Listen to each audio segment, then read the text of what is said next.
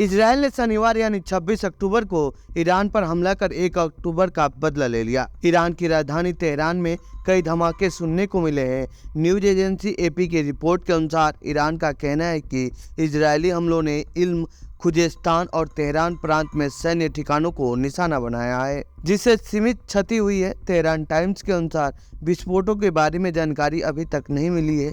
हालांकि कुछ स्रोतों से संकेत मिलता है कि ड्रिल का एक हिस्सा तेहरान के पास हुआ। एक वरिष्ठ अमेरिकी सैन्य अधिकारी ने अल जजीरा को बताया है कि अमेरिका ईरान में विस्फोटों से अवगत है और स्थिति पर बारीकी नजर रख रहा है। इस हमले को 1 अक्टूबर को ईरान द्वारा इजराइल पर किए गए हमले के बदले के रूप में देखा जा रहा है।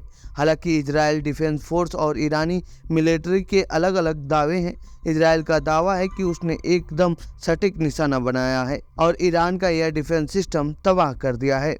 मैं अब पुष्टि कर सकता हूं कि हमने इजराइल के खिलाफ ईरान के हमलों के लिए इजरायली प्रतिक्रिया पूरी कर ली है। हमने ईरान में सैन्य ठिकानों पर लक्षित और सटीक हमले किए हैं, जिससे इजराइल राज्य के लिए तत्काल खतरे को विफल किया जा सका है। ये साफ कर देना चाहते हैं कि यदि ईरान पलटवार करने की कोशिश करता है तो उसे करारा जवाब मिलेगा। इजरायली लोगों की सुरक्षा के लिए हम हमेशा तैनात हैं। इस हमले को लेकर लेबनान के लोग क्या सोचते हैं? ईरान और इजराइल के बीच जारी युद्ध मुझे अभी भी विश्वास नहीं है कि खत्म होने वाला है, क्योंकि चाहे आप इजराइल पर कितना भी हमला करें, वे फिर वही करेंगे जो वो चाहते हैं। अमेरिका अभी भी वही करता है जो वो चाहता है। वे एक दूसरे का साथ देते हैं और लोग ही पीड़ित होते हैं। इजराइल अभी भी हमला करता है, या तो यहाँ या वहाँ, या दाहिया में या वालवाक या दक्षिण में, लेकिन बिना किसी नतीजे के। हम फिर से कहते हैं, जमीन पर इजराइल के लिए यहाँ कोई जगह नहीं है। मध्य पूर्व में जो कुछ भी होता है, उनका मानना है कि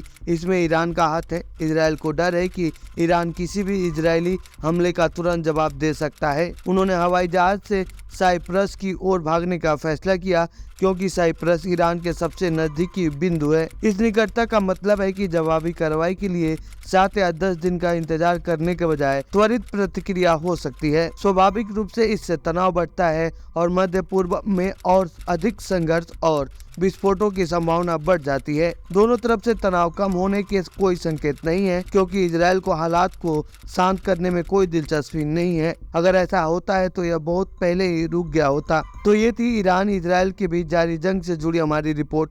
आपको कैसी लगी यह रिपोर्ट कमेंट बॉक्स में बताएं। साथ ही इस पूरे मामले पर आप क्या कहना चाहते हैं कमेंट बॉक्स में लिखें।